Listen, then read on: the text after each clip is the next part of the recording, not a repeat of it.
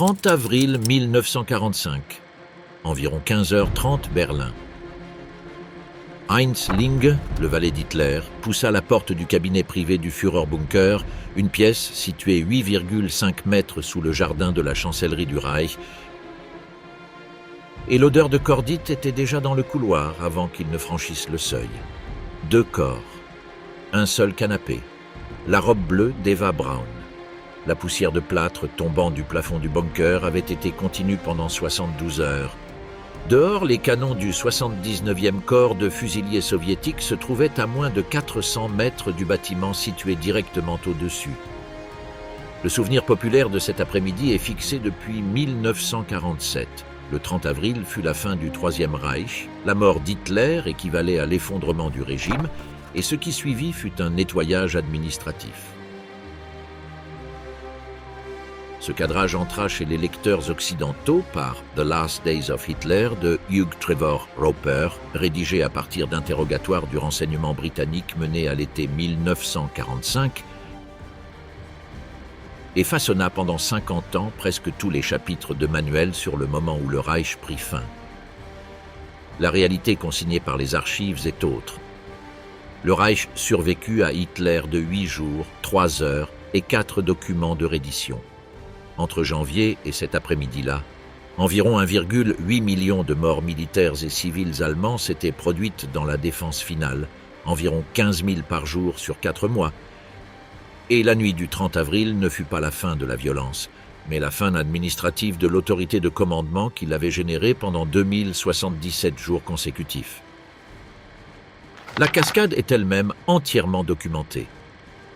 Le 16 janvier 1945, Hitler descendit dans le Führerbunker et ne remonta jamais. Le 28 avril, vers 20h, il apprit par une émission de la BBC que Heinrich Himmler négociait des conditions d'armistice avec les alliés occidentaux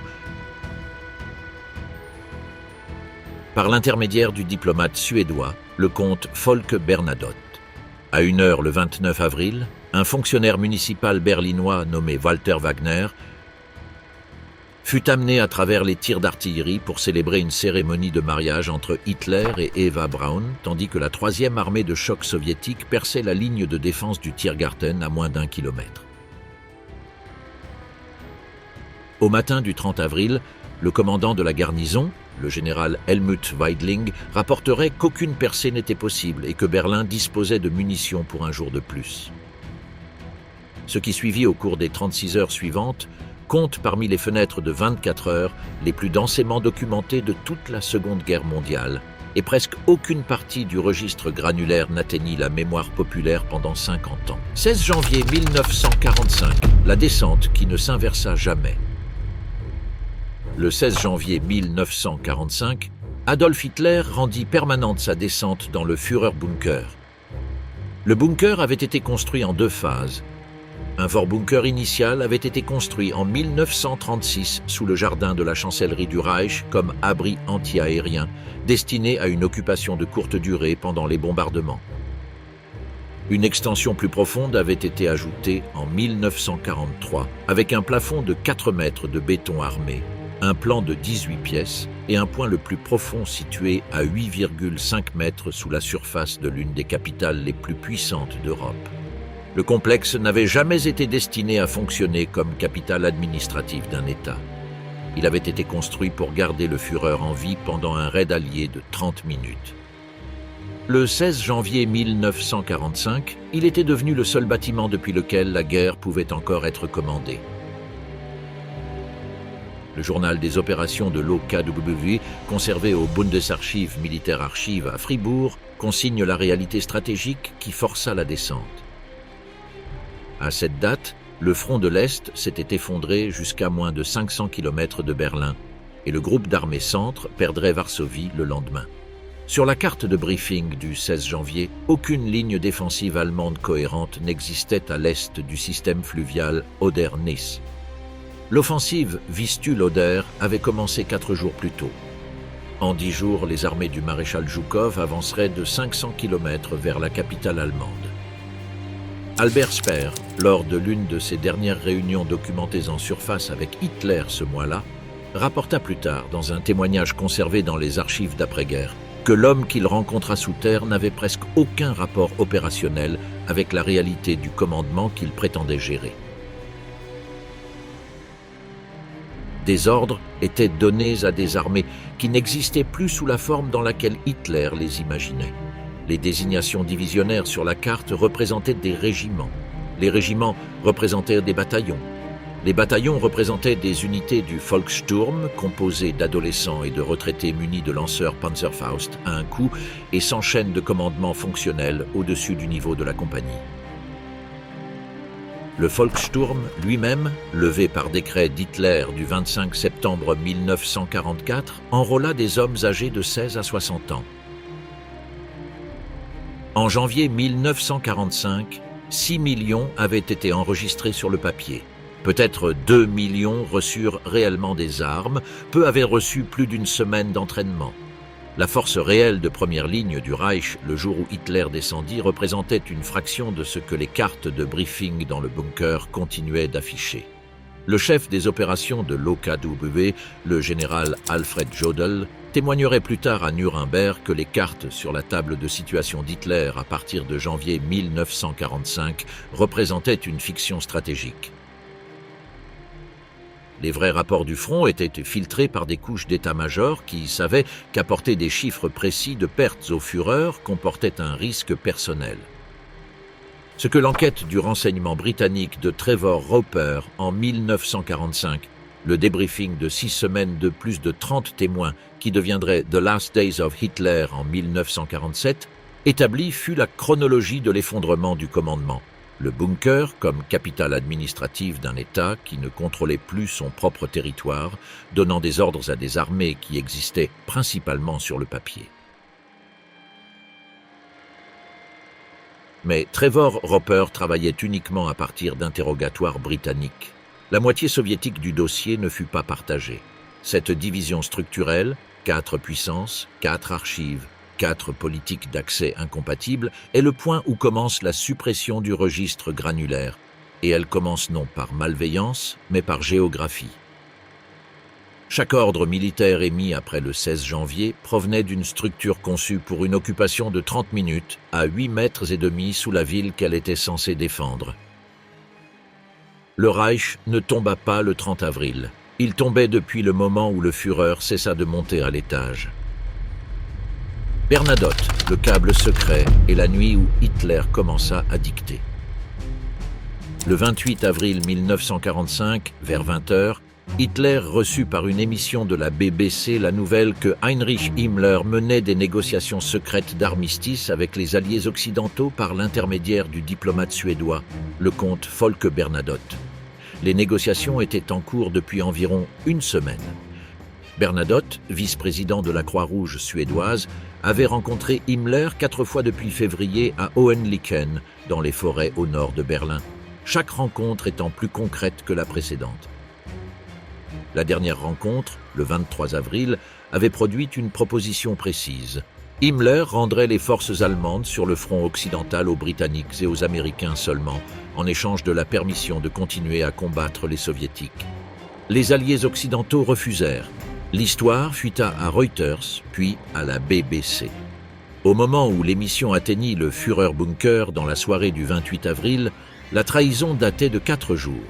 La documentation du Bundesarchiv sur les derniers jours du bunker, croisée avec le témoignage enregistré de Trodel Jung conservé aux archives sonores de l'Imperial War Museum à Londres, reconstitue ce qui suivit. La rupture psychologique fut immédiate et complète. Himmler, l'homme en qui Hitler avait eu confiance comme architecte de l'appareil d'application du régime, le Reichsführer SS, qui avait administré l'appareil de répression et de persécution du régime à travers l'Europe occupée pendant 13 ans, avait tenté de négocier la reddition de l'Allemagne dans son dos.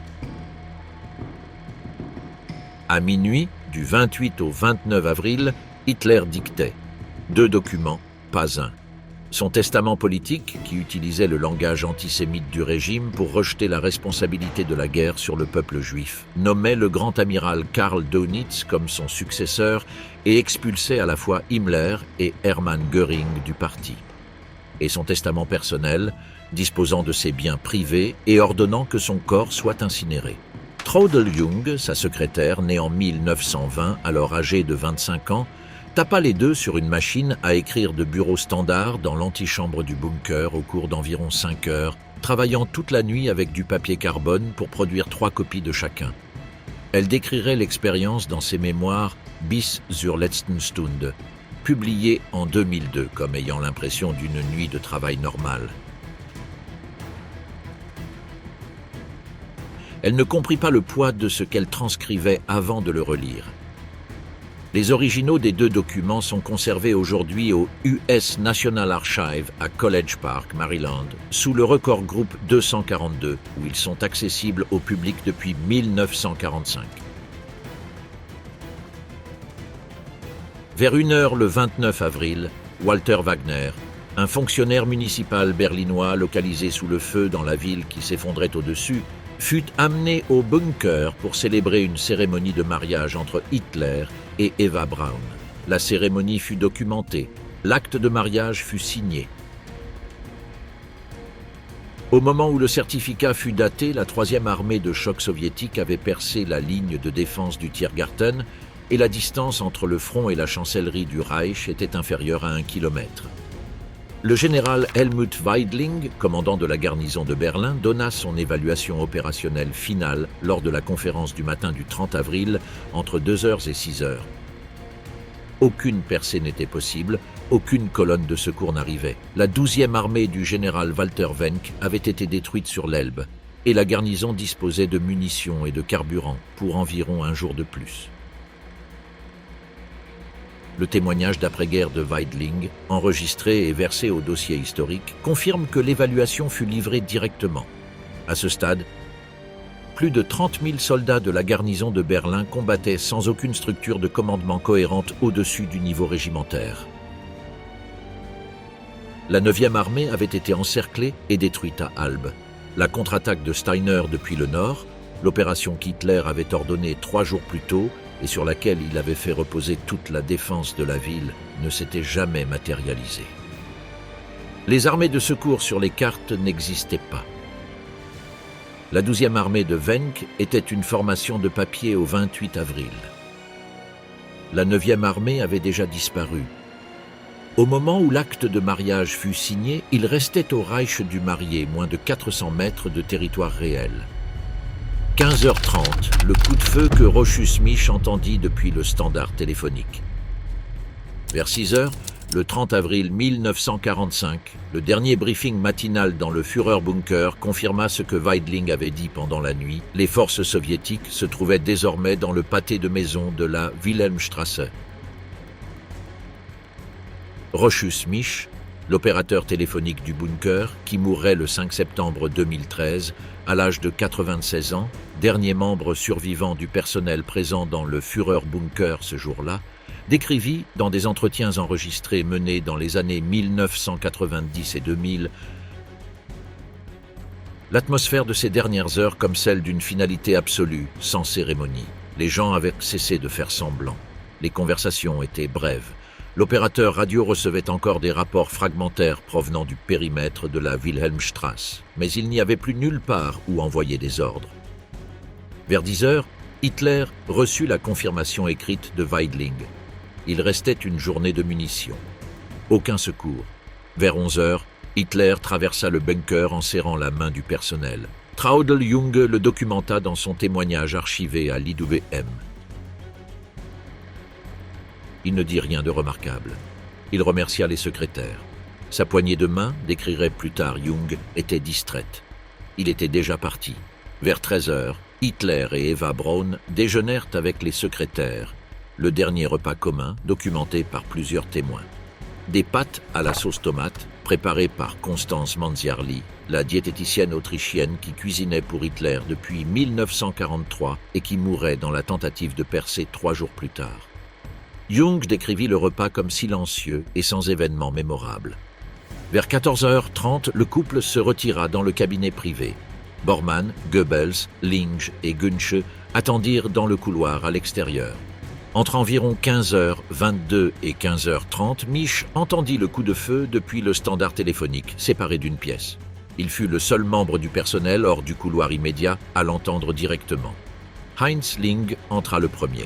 Le SS Obersturmbannführer Otto Günsche était présent dans le couloir. Tous deux furent transportés dans le jardin de la chancellerie du Reich, placés dans un cratère d'obus et incinérés avec de l'essence provenant de jerrycans, conformément aux instructions permanentes de Hitler à Linge, selon lesquelles son corps ne devait jamais être exposé. L'incinération dura environ 3 heures.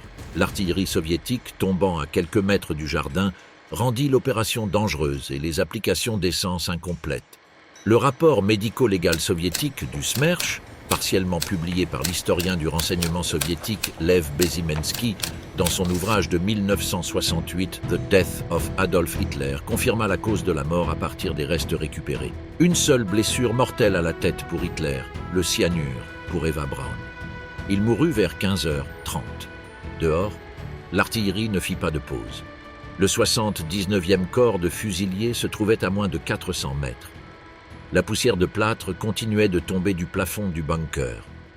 Un homme que Mich avait servi pendant des années était devenu 2 silhouettes incinérées dans un cratère d'obus sous de l'essence de jerrycan, tandis qu'une ville que le régime avait gouvernée pendant 12 ans s'effondrait en temps réel au-dessus du béton.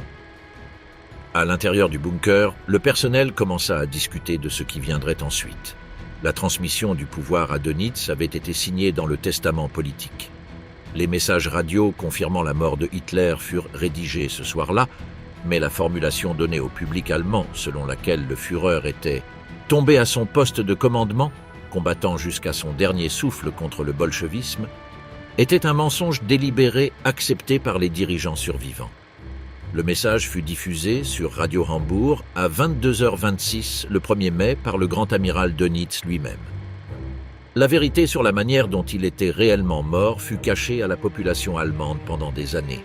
À l'intérieur du bunker, le soir du 30 avril, l'incinération dans le jardin se poursuivit sous les tirs d'obus jusqu'à ce que l'essence soit épuisée. Le personnel retourna dans le couloir du bunker par roulement, les visages noircis, les uniformes tachés. La structure qui avait été construite pour une occupation de 30 minutes devenait un tombeau. Le Reich lui survécut 8 jours, 3 heures et 4 documents de capitulation. Le gouvernement de Flensburg et les 8 jours qui n'existèrent pas. Le 1er mai 1945, au quartier général naval allemand de Flensburg-Murvik, sur la Baltique, le grand amiral Karl Dönitz assuma le rôle de Reichspräsident selon les termes du testament politique de Hitler. La mémoire populaire a comprimé ce qui se produisit ensuite en une note de bas de page. Les archives, elles, ne l'ont pas fait. Entre le 30 avril et le 8 mai, le gouvernement Dönitz à Flensburg émit au minimum 14 ordres militaires distincts.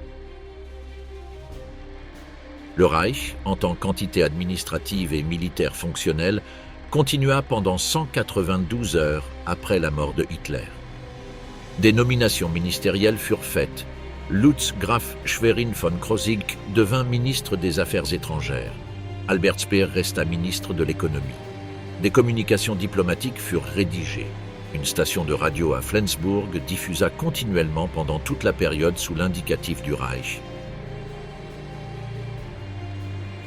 Des négociations avec les alliés occidentaux pour une capitulation partielle, une capitulation uniquement face aux Britanniques et aux Américains, tout en continuant à combattre les Soviétiques, furent tentées et rejetées. Le 4 mai, le maréchal Bernard Montgomery accepta la capitulation de toutes les forces allemandes du nord-ouest de l'Allemagne, du Danemark et des Pays-Bas à son quartier général tactique sur la lande de Lunebourg. Le 6 mai, le général Eisenhower informa Dönitz qu'aucune capitulation séparée aux alliés occidentaux ne serait acceptée.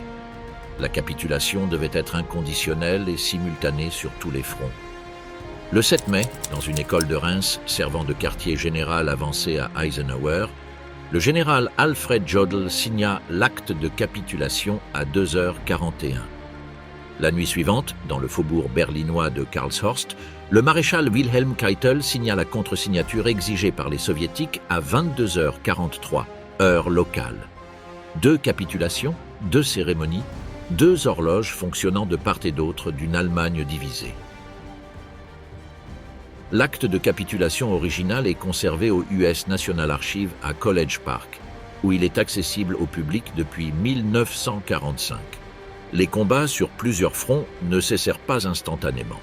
Les registres opérationnels documentent des pertes importantes dans l'intervalle entre le 30 avril et la mise en œuvre effective de l'ordre de capitulation. Des centaines de milliers de morts, de blessés et de disparus supplémentaires durant les 8 jours que le récit populaire traite comme un nettoyage administratif. Sur le seul front de l'Est, la bataille de Berlin se poursuivit jusqu'au 2 mai. L'offensive de Prague, la plus grande opération unique de la phase finale de la guerre, ne s'achèverait que le 11 mai, 3 jours après la capitulation officielle. Les forces soviétiques poursuivirent les opérations de combat en Courlande jusqu'au matin du 9 mai. Les sous-marins allemands reçurent l'ordre de cesser le feu par radio le 4 mai, mais plusieurs n'en accusèrent jamais réception. Les 8 jours n'étaient pas symboliques, ils étaient opérationnels. Le 23 mai, les forces britanniques arrêtèrent le gouvernement Dönitz à Flensburg-Murwik et placèrent le cabinet en détention. Ce fut le dernier acte institutionnel du Troisième Reich. La compression de ces 192 heures en une note de bas de page n'est pas le produit d'une conspiration de suppression. Aucune décision unique ne fut prise pour enterrer les archives opérationnelles. Ce qui se produisit à la place fut un résultat historiographique structurel reposant sur 3 causes imbriquées. Premièrement, les médias occidentaux de la guerre froide avaient besoin d'un point final net et le 30 avril en fournissait un. La mort de Hitler était un symbole moral et militaire. L'interrègne de Dönitz était administratif et moralement ambigu, et il compliquait l'équation entre Hitler et le Reich lui-même. Deuxièmement, le cadre juridique de Nuremberg, qui s'étendit de novembre 1945 à octobre 1946, fit de la transcription du procès le récit définitif de l'après-guerre, et le procès n'était pas structuré pour enquêter sur la mort de Hitler ni sur les 8 jours qui la suivirent. Troisièmement, le marché éditorial occidental récompensait l'élan narratif plutôt que la granularité archivistique. Adolf Hitler de John Toland, lauréat du prix Pulitzer, publié en 1976 en 900 pages, traitait du 30 avril en environ 15 pages parce que les preuves médico-légales soviétiques ne lui étaient tout simplement pas accessibles. Hitler de Joachim Fest, publié en 1973, devint une biographie occidentale fondamentale sans aucun accès aux documents soviétiques. Méchant net, point final net. Bilan moral net. Le modèle de Nuremberg devint le modèle de production de 50 années d'histoire populaire. Les archives ne furent jamais cachées. Elles étaient conservées dans 4 langues différentes, dans 4 pays différents, qui passèrent 40 ans sans se parler. Le 23 mai 1945, les forces britanniques arrêtèrent le gouvernement Dönitz, et l'institution qui avait fonctionné pendant 4439 jours cessa d'exister. Mais la question de savoir où était passé le corps de Hitler resterait officiellement sans réponse pendant encore 23 ans. Magdebourg, 1970, la rivière qui reçut les cendres. Le 2 mai 1945, les troupes soviétiques entrèrent dans le Führerbunker et une équipe d'enquête du Smersh fut affectée en quelques heures. L'opération de récupération des corps dans le jardin de la chancellerie du Reich produisit des restes partiels dans les premiers jours de mai. L'identification dentaire, le recoupement des fragments de mâchoire retrouvés avec les dossiers dentaires du docteur Hugo Blaschke, dentiste personnel de Hitler, que le Smersh avait obtenu séparément auprès d'une assistante capturée, confirma la correspondance. Les restes furent discrètement transférés vers un complexe funéraire du Smersh à Magdebourg, dans ce qui deviendrait l'Allemagne de l'Est. Ils y restèrent pendant 25 ans. En 1970, le KGB émit un ordre d'exhumer et d'incinérer les restes. Les cendres furent dispersées dans la rivière Biederitz. Cela ne fut pas rendu public avant 1993, lorsque le dossier pertinent du KGB fut partiellement déclassifié sous Boris Eltsine et mis à la disposition des chercheurs. Staline avait personnellement dit à Harry Hopkins en mai 1945 que Hitler avait peut-être fui. Une déclaration documentée dans les câbles du département d'État américain de cette période. La valeur stratégique de l'ambiguïté était réelle. Elle empêchait le triomphalisme occidental. Elle préservait l'influence soviétique sur le récit historique de la fin de la guerre. Elle maintenait la question du sort de Hitler ouverte comme instrument de propagande pendant des décennies. Le gouvernement soviétique ne confirma officiellement la mort de Hitler qu'à la publication de Bezymensky en 1968, 23 ans après que le Smersh eut comparé les dossiers dentaires et confirmé l'identification. Les années 1990 changèrent entièrement le paysage probatoire.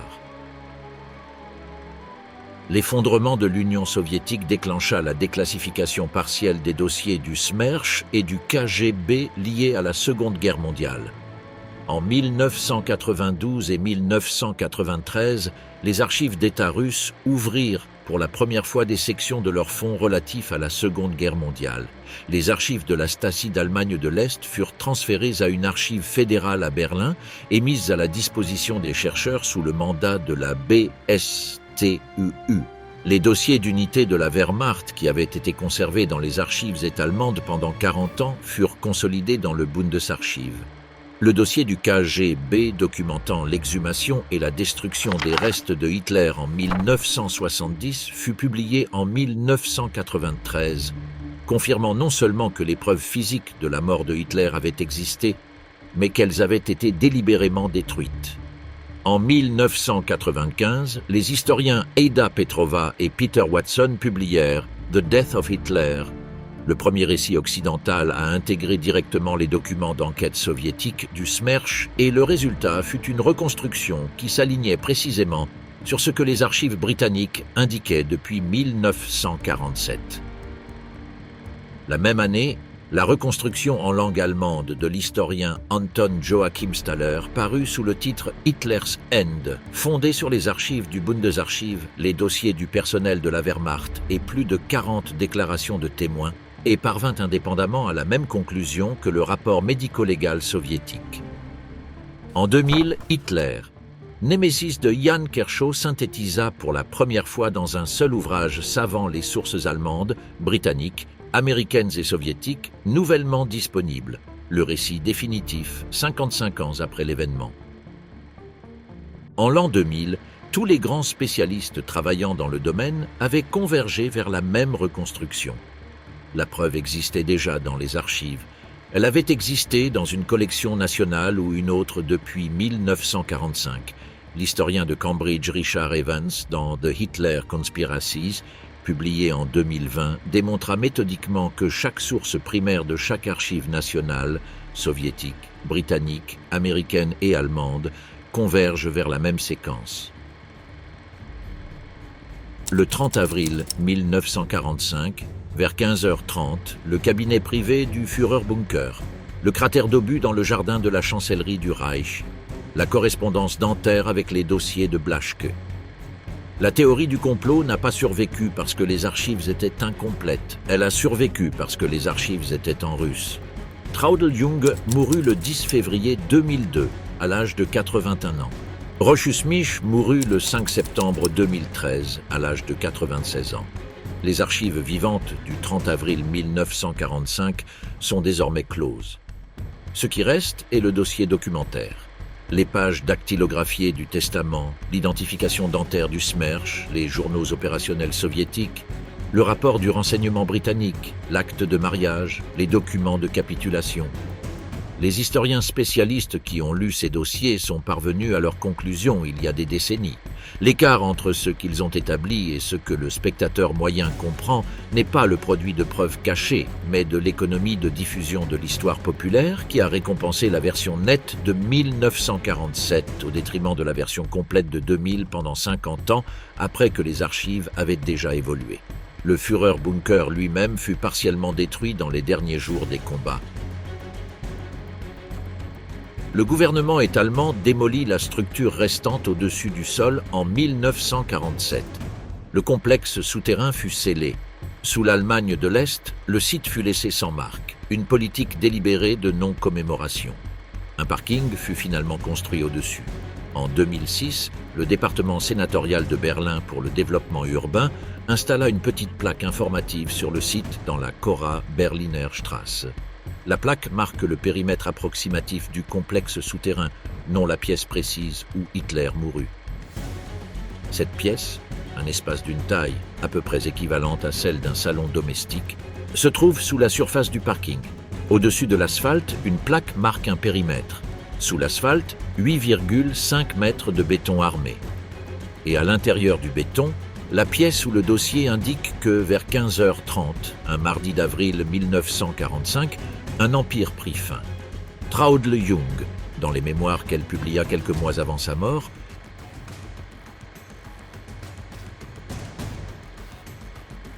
décrivit avoir tapé les deux documents la même nuit sans comprendre que l'un était l'acte final d'auto-justification d'un homme et que l'autre était la paperasse administrative de la dissolution d'un empire. Au matin, écrivit-elle, les deux étaient terminés. Aucun des deux ne changea ce qui arrivait. Les archives conservèrent les deux. Les canons à l'extérieur cet après-midi-là ne s'arrêtèrent pas une seule seconde. Ce contenu est destiné uniquement à des fins éducatives et de réflexion historique. Pour une citation académique, veuillez consulter les sources archivistiques primaires mentionnées.